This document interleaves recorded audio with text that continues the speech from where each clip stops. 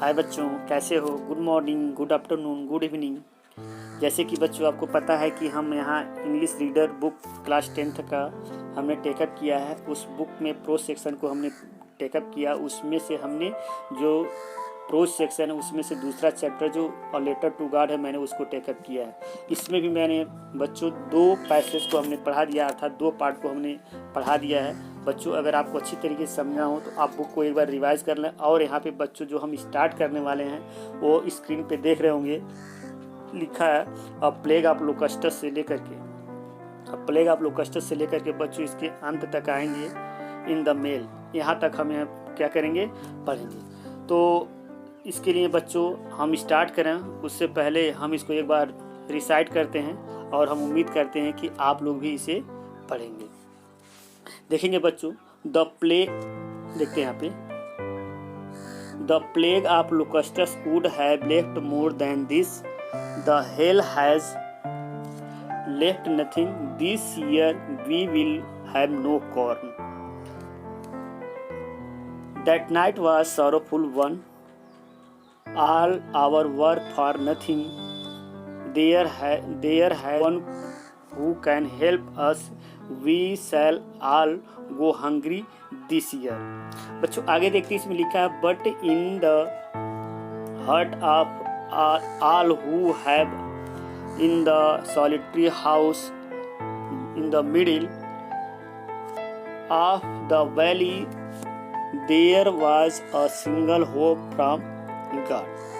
बच्चों आगे की लाइन जो लिखा है देखते हैं आप, ये don't be so upset even though this seem like a total loss, remember no one dies of hunger.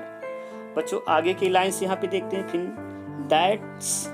That is what they say no one dies of hunger.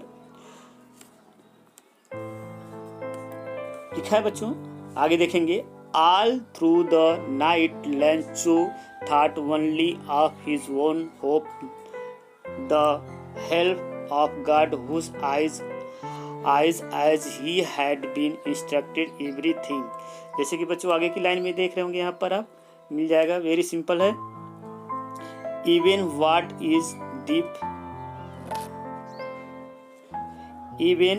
what a deep in one's conscience, Lensu was an ox of man working like an animal in the field, but still he knew how to write. The following Sunday at daybreak he began to write a letter which he himself would carry to down and place in the mail।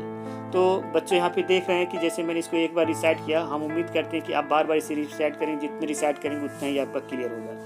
तो बच्चों हम इसके अर्थ को बताने का प्रयास कर रहे हैं आगे। बच्चों यहाँ पे अब हम अर्थ को बताना प्रारंभ करते हैं। जैसे कि आप इस पे देख रहे होंगे, a plague of locusts would have left more than this. एक दिस यहाँ पे जो यूज़ किया बच्चों देख रहे होंगे, इस दिस से तात्पर्य ये है कि मतलब वो हेलस्टोन को इंडिकेट किया है, जो लेखक हेलस्टोन को। तो कह रहा है यदि टिड्डी दल अगर हमारे खेत में कीड़े के रूप में लगे होते तो वो भी कुछ छोड़ जाते, लेकिन लिखा है the hail has left nothing, अर्थात इस ओले ने कुछ भी नहीं छोड़ा है। दिस ईयर लिखा है, this year we will have no corn, अर्थात इस बार जो ओला ने है हमारे फसल को एकदम टोटली बर्बाद कर दिया। ये इसके अलावा टिड्डी दल लगा होता तो मेरे खेतों में जरूर कुछ न कुछ बचा होता। आगे की लाइन में बताने का प्रयास करता है लेखक, that night was a sorrowful one, अर्थात वह जो रात गुजरी थी, ओले की रात लेंचो के लिए बहुत ही दुखद रात थी, अर्थात उसकी ज़िंदगी का सबसे काली रात थी, उसके लिए सबसे दुखदायी रात थी। आगे बता रहा है, all our work for nothing, अर्थात अब तक की खेतों में जो मैंने मेहनत किया मेरे सारे किए कराए पे पानी फिर गया, अब तक के किए कार का एक भी मुझे कोई परिणाम नहीं मिलेगा, अर्थात सारा काम मेरा व्यर्थ रहा। आगे की लाइन लिखा है, there is no one who can help us, और हम ऐसे स्थान पर हैं जहाँ पर कोई भी व्यक्ति किसी का सहायता नहीं कर सकता। आगे की लाइन में बता रहा बच्चों, we shall all go hungry this year, अर्थात लेंचो कहता है, उस रात में सोचता है, सोचते हुए कहता है कि वी ऑल गो, वी मतलब हम, ऑल मतलब सभी, गो हंग्री दिस ईयर, अर्थात हम सभी लोग इस साल पूरे लोग हमारे परिवार के क्या हो जाएंगे, भूखे रह जाएंगे, अर्थात खाने के लिए किसी को कुछ भी नहीं मिलने वाला, क्योंकि इस ओले ने हमारे सारे फसल को बर्बाद कर दिया। बच्चे आगे बता रहा है, but in the heart of all who lived in the solitary house in the middle of the valley, बता रहा है बच्चों, देखेंगे यहाँ पर देखा, but in the heart of all who lived in the solitary house, अर्थात बट इन द हार्ट लेकिन हृदय में, ऑफ ऑल हु मतलब जो सभी लोग, लिव्ड मतलब रहते थे, इन द वैली मतलब घाटी में, द हाउस मतलब घर में, अर्थात लेकिन सारे लोग जो इस एकांत घर में रहते हैं, सब लोगों के हृदय में, मिडिल ऑफ द वैली अर्थात घाटी के बीचों बीच में जितने सारे लोग यहाँ पे जीवन जी रहे हैं, प्रत्येक लोगों के हृदय में there was a single hope, प्रत्येक लोगों के मन में एक आशा रहती थी, वो क्या था, हेल्प फ्रॉम द गॉड, अर्थात भगवान से सहायता। उस साल बर्बाद, जब फसल ने पूरा बर्बाद कर डाला, तो सब लोग जो घाटी में रह रहे थे, प्रत्येक लोगों को भगवान से एक ऐसी उम्मीद की एक लौता आशा बची हुई थी।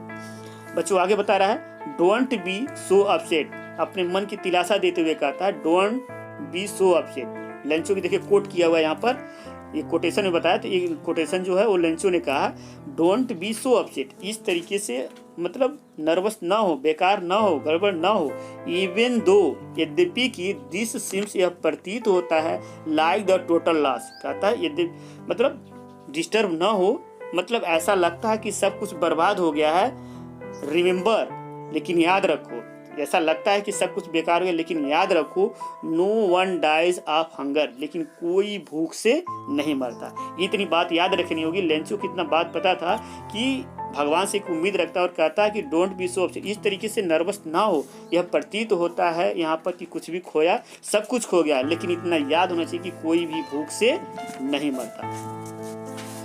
बच्चों आगे बताने का प्रयास करता है, यहाँ पे लिखा है, दैट इज व्हाट दे से, जैसे कि वे कहते हैं, no one dies of hunger, कि कोई भूख से नहीं मरता, प्रत्येक जितने सारे लोग हैं, प्रत्येक लोग कहते हैं कि कोई भूख से नहीं मरता। आगे की लाइन में बता रहा है, ऑल थ्रू द नाइट, उस पूरी रात Lencho thought only of one hope, उस पूरी रात लेंचो सिर्फ और सिर्फ क्या था, लेंचो थॉट ओनली, लेंचो मात्र सोचा, ऑफ हिज वन होप, सिर्फ अपनी एक आशा पे, और वो आशा उसके मन में क्या थी, भगवान से सहायता। उस पूरी रात उस भगवान से सहायता के रूप में, आशा के रूप में पूरी रात क्या करता रहा, सोचता रहा। बच्चों आगे कह रहा है, क्या सोचता रहा उसके बारे में बता रहा है, द हेल्प ऑफ गॉड, भगवान से सहायता, भगवान से सहायता के बारे में पूरी रात सोचता रहा। Whose eyes, जिसकी आंखें, as he had been instructed, अर्थात जो भगवान है ऊपर से सबको क्या क्या निर्देशित कर रहा है, वो सबको देखता है। एवरीथिंग, अर्थात मनुष्य ही नहीं, पेड़ पौधे जितने भी जीव जंतु, प्रत्येक को क्या करता है, एवरीथिंग, प्रत्येक चीज़ों को भगवान क्या करता है, निर्देशित करता है, और प्रत्येक चीज़ों को देखता है कि कौन किस तरीके से कार्य कर रहा है और किसके लिए किस चीज की जरूरत है। इवन व्हाट, यद्यपि क्या, is deep in the ones conscience, यहाँ तक कि वो बाहर से तो देखता ही देखता है, लेकिन किसके मन में, किसके चेतन मन में किस प्रकार का गहराई में किस प्रकार की सोच पलती है, उस चीज को लंचो देखता है। क्योंकि लंचो को अपने कर्मों पे बहुत विश्वास था, क्योंकि मैं दिन रात काम किया हूँ और इस तरीके से भगवान मुझे नजरअंदाज नहीं कर सकता, ये उसका दृढ़ विश्वास था। बच्चों आगे की लाइन में कह रहा है, Lencho was an ox of man, Lencho जो था एक बैलों की तरह से काम करने वाला व्यक्तियों में से एक था। वर्किंग लाइक एनिमल, वह जानवरों जैसा कार्य करता था। इन द फील्ड मतलब खेत में, जैसे बैल को जब एक बार खेत में लगा दिया जाता है तो बैल ना नहीं कहता, उसी तरीके से लेंचो जब खेत में मेहनत करने के लिए जाता है तो कभी ये नहीं सोचता कि मुझे कार्य नहीं करना, अर्थात खेत में बैलों की तरह से रह के कार्य करता था, अर्थात बैलों की तरह से काम करने वाले व्यक्तियों में से एक था।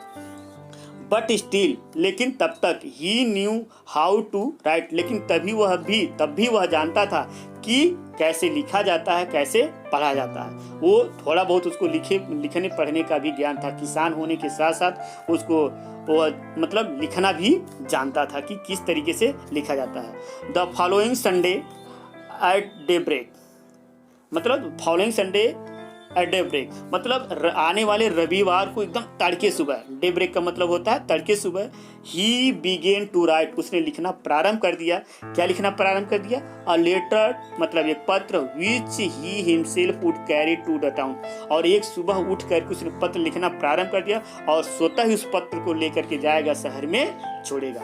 And palace in the mail, mail मतलब होता है बच्चों डाकखाने में, और स्वतः पत्र को लिखना एक दिन प्रारंभ किया और सुबह ही वो शहर में लेकर के जाएगा और पत्र को क्या करेगा? छोड़ेगा। इस तरीके से बच्चों इसका हिंदी में अर्थ यहाँ पे कंप्लीट हुआ। हम उम्मीद करते हैं कि आप सभी लोग इसको दोहराएंगे और जिस भी प्रकार की समस्या होगी आप मुझे कंसल्ट करेंगे। तब तक के लिए हैव अ नाइस डे।